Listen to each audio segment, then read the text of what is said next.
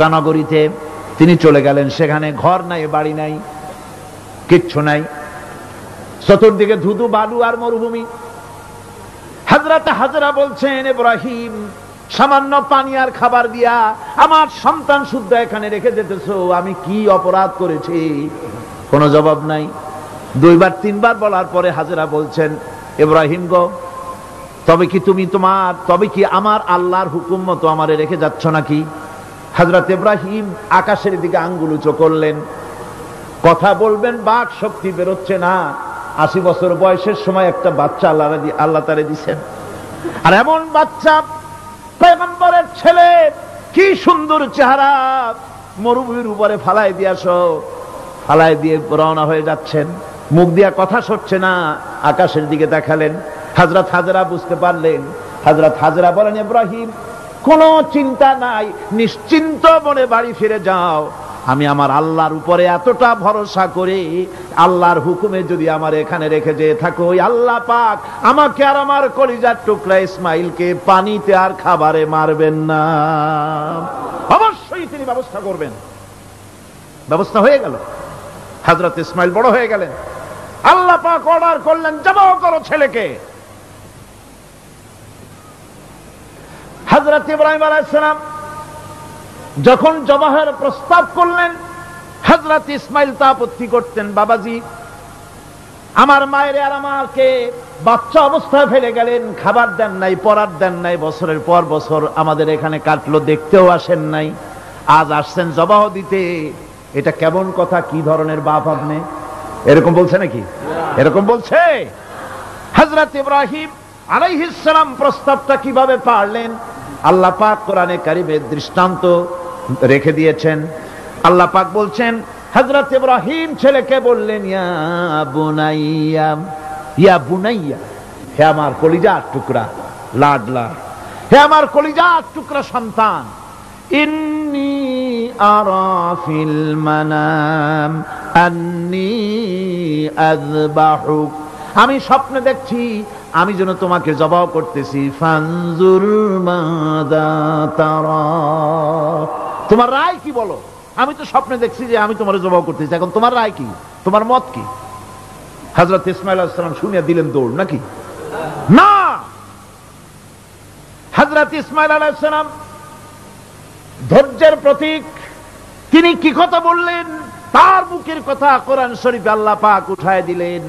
হযরত ইসমাঈল বললেন, ইয়া আবাতি ফাআল মা তু'মারু সাতাজিদুনি ইনশাআল্লাহু মিনাস সাবিরিন, হে আমার পিতা, আপনি যে ব্যাপারে আদিষ্ট হয়েছেন আপনি তা পালন করুন, অবশ্যই আমাকে ধৈর্যধারীদের মধ্যে পাওয়া যাবেন। সুবহানাল্লাহ।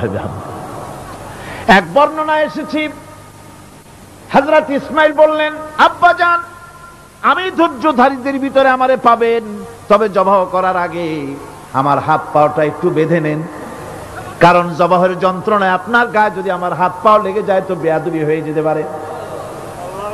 আর আমি মরে আমার জবাহ হয়ে যাওয়ার পর আমার রক্ত মাখা জামাটা নিয়া আমার মা হাজেরারে দিবেন, কারণ তাকে মা বলবার মতো আর তো কেউ নাই। হযরত ইব্রাহিম তাকে বাঁধবার জন্য প্রস্তুতি নিলেন। হযরত ইসমাঈল বলছেন, আব্বাজান, বাঁধবেন না, বান্দার প্রয়োজন নাই। বলে, কেন? একবার বাঁধতে বললে আবার তুমি নিষেধ করছো কেন? ছেলে বলছেন, আব্বাজান, বাঁধবো না এই জন্যে, হয়তো কিয়ামতেই প্রশ্ন উঠতে পারে যে আল্লাহর হুকুমে রাজি ছিল না বলে হাত পা বাঁধা জবাহ করছে, আমি এই সুযোগ দিব না, আপনি জবাহ করেন, আমি এতটুকু নড়াচড়া করব না। ধৈর্যের চরম প্রতীক হযরতে ইসমাঈল আলাইহিস সালাম দেখাই দিয়েছেন ধৈর্য কারে কয়। মহান আল্লাহ রাব্বুল আলামিনের নির্দেশে ইব্রাহিম আলাইহিস সালাম তার সন্তান ও স্ত্রীকে দূর আরবে রেখে আসেন। এখন আমরা শুনব সেই মহান আত্মত্যাগের কাহিনী। বলছেন বিশ্ববরেণ্য মুফাসসিরে কোরআন আল্লামা দেলাওয়ার হোসাইন সাঈদী। শুদ্ধ এখানে ভালো হয়ে যাচ্ছে, বাড়ি নাই, ঘর নাই, আমি কোথায় থাকবো, কোথায় আশ্রয় নেব, কে আমার খাইতে দেবে? তুমি আমার উপর রাগ করছো, কেন ফেলে যাচ্ছ? জবাব নাই। আবার বললেন, কেন ফেলে যাচ্ছ? ইব্রাহিমের তো বুক ফেটে যাচ্ছে, বলতে পারতেছেন না, বুক ফেটে যাচ্ছে, সন্তান স্ত্রী এভাবে ফেলে যাচ্ছে, মুখটা মলিন। হযরত হাজরার হুঁশ এলো। হযরত হাজরা বুঝলেন ইব্রাহিম সাধারণ মানুষ নন, তিনি আল্লাহর নবী, আর নবীরা আল্লাহর হুকুম ছাড়া কাজ করেন না। প্রশ্ন করলেন, ইব্রাহিম তুমি যে আমার এখানে রেখে যাচ্ছ, এটা কি আল্লাহর হুকুম? হযরত ইব্রাহিম বলছেন, অবশ্যই অবশ্যই। আর কিছু বলতে পারলেন না, উপরে আঙ্গুল টোছা করলেন, আমার আল্লাহর হুকুম, তাই তোমার রেখে গেলাম। হযরত হাজরা বলেন, ইব্রাহিম মনে কোনো কষ্ট নিও না, কোনো চিন্তা করো না, তুমি নিরাপদে নিশ্চিন্তে বাড়ি চলে যাও, আমিও কোনো চিন্তা করব না, কারণ আল্লাহর হুকুমে যখন তুমি এখানে রেখে যেতেছ, আমি আমার আল্লাহর উপর এত বিশ্বাস করি যে আমার রব্বুল আলামিন তিনি যখন আমাকে মরুভূমিতে আমার বাচ্চা সুদ্ধা ফেলাই দিতে বলেছেন, আমার আল্লাহ এমন মেহেরবান যে আমার এই কলিজার টুকরা সন্তান আর আমারে না খাওয়াই আল্লাহ মারবে না।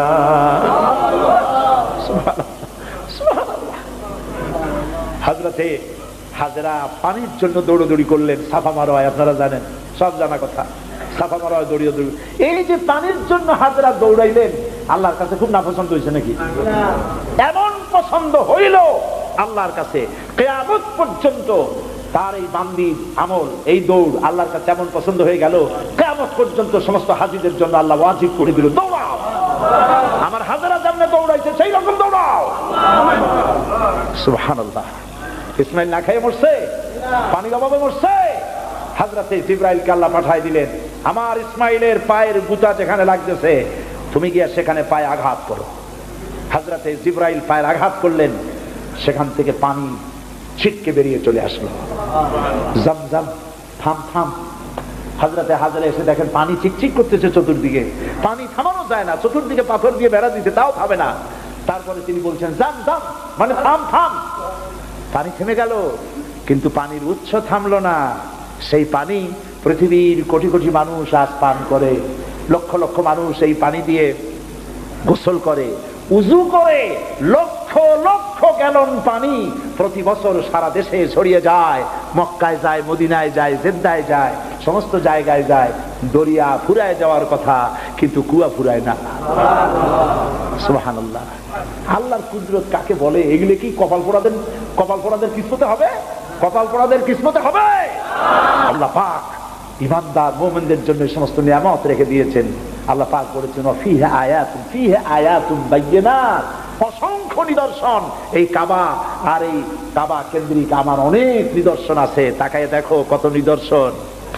আজ পৃথিবীর কোন শহর নাই নিরাপত্তার শহর যেখানে জীবনের নিরাপত্তা পাওয়া যাবে। আল্লাহ পাক বলেছেন, ওমান দাখালাহু কানা আমিনান, যেই ঢুকবে মক্কায় আর মদিনায় সেই নিরাপত্তা লাভ করবে। সুবহানাল্লাহ, সুবহানাল্লাহ বলবেন না? সুবহানাল্লাহ বলবেন না? আমার বন্ধুগণ, এরই বলে সারেন্ডার করা। আল্লাহ রাব্বুল আলামিন বললেন আসলিম, সারেন্ডার করো। হযরত ইব্রাহিম আলাইহিস সালাম বললেন আসলামতু লিরাব্বিল আলামিন, সারেন্ডার হয়ে গেলাম। সারেন্ডার হয়ে এক পরীক্ষা পাস করলেন, আরো এক পরীক্ষায় দুটা পাস করছেন কিনা? সুবহানাল্লাহ। এবার 3 নম্বরের পরীক্ষা, 3 নম্বর। ছেলে এবার বড় হয়েছে, নাদুস নুদুস চেহারা, সুন্দর, সুবহানাল্লাহ, নাদুস নুদুস চেহারা, জ্ঞান হয়েছে। এবার যাও ছেলেকে জবাব করো। সুবহানাল্লাহ। একটার পর একটা মারাত্মক অগ্নি পরীক্ষা, ছেলের জবাব করো। হযরত ইব্রাহিম আলাইহিস সালাম বলছিলেন যে আল্লাহ এই রকমের কঠিন পরীক্ষা তুমি আমারে বানাইও না। বলছেন না। আমার মা বোনেরা, আমার ভাইয়েরা লক্ষ্য করেন, হযরত ইব্রাহিম ছেলেকে প্রশ্ন করলেন, তারে বললেন পরিষ্কার, আল্লাহ আমাকে অর্ডার করেছেন, ইন্নী আরা ফিল মানাম আন্নী আযবাহুক, আমি স্বপ্নে দেখেছি আমি তোমাকে জবাই করতেছি, বলো তোমার অভিমত কি? ফানজুর মাযা তারা, বলো তোমার অভিমত কি? হযরত ইসমাইল বলতে পারতেন, আব্বা আপনি আমার বাবা, আমার মায়ের শুদ্ধ এখানে ফালাই দিয়ে গেছেন, বছরের পর বছর খাবার দেন নাই, পরার দেন নাই, খোঁজ খবর নেন নাই, আজকে কোন অধিকারে আপনি আমাকে জবাই করতে এসেছেন? বলতে পারতেন না? তিনি কি এটা বলেছেন? না। এর নাম মুসলমান। চিল্লায় বলেন সুবহানাল্লাহ। এর নাম মুসলমান। আল্লাহর হুকুমের সামনে মাথা নত করে দাও। হযরত ইসমাইল কি জবাব দিলেন? হযরত ইসমাইল বললেন, ইয়া আবাতি ফাআল মা তুমারু সাতাজিদুনি ইনশাআল্লাহু মিনাস সাবিরিন। হে পিতা, আপনি স্বপ্নে যে ব্যাপারে আদিষ্ট হয়েছেন, দেখেন ছোট্ট মানুষ কিন্তু তিনি কথা বললেন না যে আপনি স্বপ্নে যা দেখছেন তাই করেন। তিনি বললেন কি, আপনি স্বপ্নে যে ব্যাপারে আদিষ্ট হয়েছেন আপনি তা পালন করুন। ছেলের এই জ্ঞান হয়েছে আমার আব্বা আল্লাহর পয়গম্বর, আর পয়গম্বরেরা নিজের ইচ্ছায় কিছুই করে না, আল্লাহর হুকুম। আপনি আমাকে ধৈর্যধারীদের মধ্যে পেয়ে যাবেন, আমাকে ধৈর্যধারী পাবেন। আমি ছটফট করবো না, দৌড় দেব না। তবে আমার আব্বা তিনটা কাজ করেন। জবাব করার সময় আমার হাত পা বাঁধেন, যাতে করে জবাহের বেদনায় যন্ত্রণায় আমার হাত পা আপনার গায়ে লাগলে আমার বেয়াদবি হয়ে যেতে পারে, হাত পা বাঁধবেন। 2 নম্বরে আপনার চোখটাও বাঁধবেন ভালো করে, যাতে করে আমার গর্দান দেখলে এখানে ছুরি চালাইতে আপনার কষ্ট হইতে পারে, হাতটা শিথিল হয়ে যেতে পারে। বাপের কাছে ছেলের গর্দান বড় প্রিয়। বাপ তার ছেলেকে কাছে রেখে তার গর্দানের উপরে চুমা খায়, তার কপালে চুমা খায়। আপনার চোখটা বাঁধিয়ে নিয়েন, তাহলে কষ্ট কম হবে। আর 3 নম্বরে আর একটা দাবি আছে। 3 নম্বরে আর একটা দাবি হলো, আমার মা হাজেরা জনম দুঃখিনী মা, আমার কোন সন্তান তার নাই, মা বলে ডাকবার মতো। আমাকে জবাহ করার পরে আমার রক্ত মাখা জামাটা আমার মায়েরে দিয়া দিবেন, আর বলবেন যেন কান্দাকাটি না করে, কিয়ামতের দিন আল্লাহর দরবারে মায়ের সাথে আমার দেখা হয়ে যাবে। হযরত ইব্রাহিম ছেলের হাত পা বাঁধলেন, নিজের চোখ বেঁধেছেন। আল্লাহর আকাশের ফেরেশতারা তাকায় দেখতেছেন, কি সাংঘাতিক পরীক্ষা। এত বড় পরীক্ষা পৃথিবীর কোন মানুষকে আল্লাহ রাব্বুল আলামিন করেন নাই। কি কঠিন পরীক্ষা! নিজের ছেলের গলায় ছুরি চালানো বাপের পক্ষে কি সম্ভব?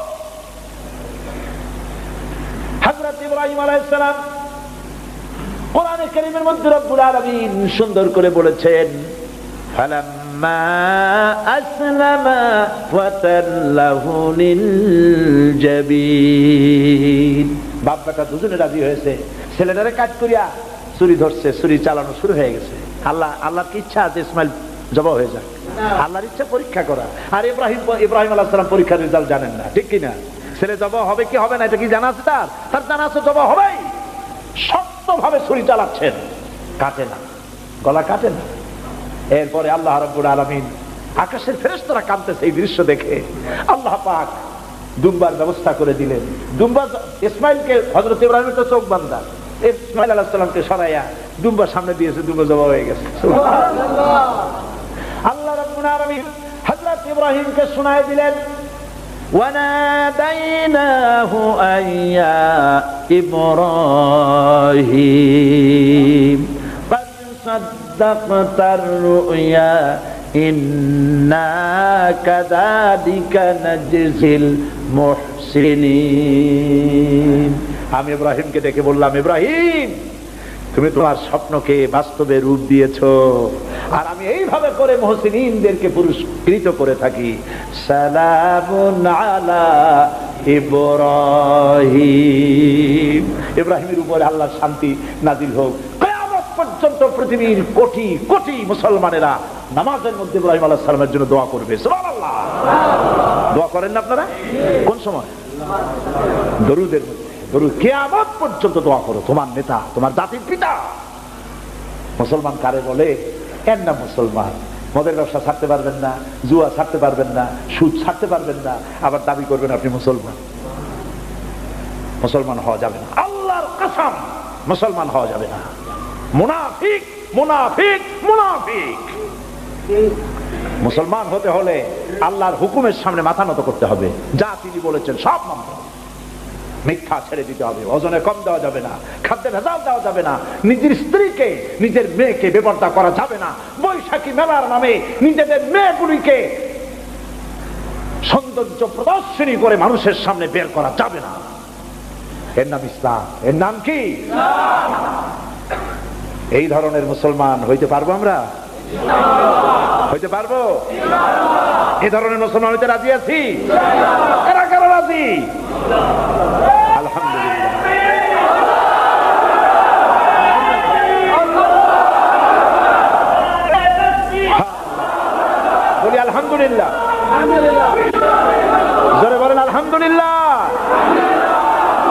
মুসলমান হতে হবে যে আমার চেহারা করতে হবে আল্লাহ যেভাবে হুকুম করেছেন, রাসূল যেভাবে করেছেন। আমার পা থেকে শুরু করে মাথা, জামা কাপড়, ওঠা বসা, চলা ফেরা সব করতে হবে আল্লাহ যেভাবে বলেছেন, রাসূল যেভাবে করেছেন।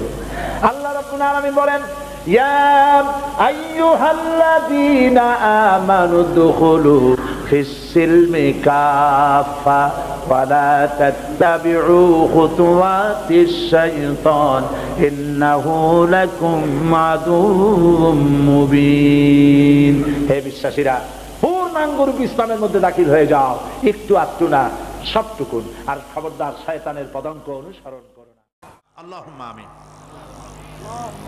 রব্বানা যালামনা আনফুসানা ওয়া ইন লাম তাগফির লানা ওয়া তারহামনা লানাকুনান্না মিনাল খাসিরিন। রব্বানা লা তুযিগ কুলুবানা বা'দা ইয হাদাইতানা ওয়া হাব লানা মিন লাদুনকা রাহমাতান ইন্নাকা আনতাল ওয়াহ্হাব। হে আল্লাহ তাআলা, লাখো জনতা আজকের এই প্রথম দিনেই আল্লাহ তাআলা কোরআনের এই মাহফিলে দীর্ঘক্ষণ ধরে তোমার কোরআনের কথা শুনে তোমার দরবারে হাত তুলেছি। দয়া করে মেহেরবানি করে আমাদের জিন্দেগির গুনাহ খাতাকে মাফ করে দাও। আমাদের মা বাপ মুরব্বিয়ান যারা কবরে চলে গেছে, আল্লাহ তাআলা কবরগুলিকে জান্নাতের টুকরায় পরিণত করে দাও। রব্বির হামহুমা কামা রব্বায়ানি সগীরা। পড়েন সবাই, রব্বির হামহুমা কামা রব্বায়ানি সগীরা। আয় আল্লাহ তাআলা, আমাদের এই বিবি বাল বাচ্চা যা দান করেছো সবগুলিকে দিনদার বানাও, ইমানদার বানাও, নামাজি বানাও, পরেজগার বানাইয়া দাও। রব্বুল আলামিন, যেই পরকালের কথা, কিয়ামতের কথা আলোচনা করলাম, সেই কঠিন হাসরের ময়দানে যেদিন পায়ের নিচে হবে তামার মতো মাটি, আর মাথার উপরে প্রকাণ্ড সূর্যের তাপে গুনাহগারের মাথার চান্দি ফেটে গিয়া মগজগুলি গলে গলে নাক কান দিয়ে বেয়ে পড়তে লাগবে। জিহ্বাটা পানির পিপাসায় কুকুরের মতো ঝুলে নাভিস্থল পর্যন্ত পড়ে যাবে। ময়দানে সাড়া পড়বে পানি পানি বলে। আল্লাহ তাআলা ওই দিনে তোমার হাবিবের হাতের কাউসারের পেয়ালা আমাদের নসিব করে দিও। আহ जाती है फलक पर रहम लाने के लिए, आह जाती है फलक पर रहम लाने के लिए, बादलो हट जा दे दो आह जाने के लिए। रहम कर अपना ना आईने करम को भूल जा, रहम कर अपना ना आईने करम को भूल जा। हम तुझे भूले हैं लेकिन तू न हमको भूल जा। রব্বুল আলামিন, মা বোনেরা কষ্ট করে মাহফিলে এসেছেন, আল্লাহ তাআলা মা বোনদেরকে এমন আমল করার তৌফিক দাও যাতে করে কিয়ামতের দিন হযরত আয়েশা, হযরত খাদিজার সঙ্গে হাসর নসিব হয়ে যায়। রব্বুল আলামিন, এই মাহফিল বাকি 4 দিন তোমার কুদরতি নিজাম দিয়ে আল্লাহ তুমি পরিচালিত করে দিও। সারা বাংলাদেশের মানুষ বিভিন্ন জায়গা থেকে এই মাহফিলে আসে। আল্লাহ তাআলা প্রতিবেশী দেশ থেকে আসে, যারা প্লেনে আসেন অথবা গাড়িতে আসেন, পায়ে হেঁটে আসেন, যিনি যেভাবে আসেন, আল্লাহ তাআলা যাতায়াতকে তুমি আসান করে দিও, বিপদ মুক্ত করে দিও, আল্লাহ দুর্ঘটনা মুক্ত করে দিও।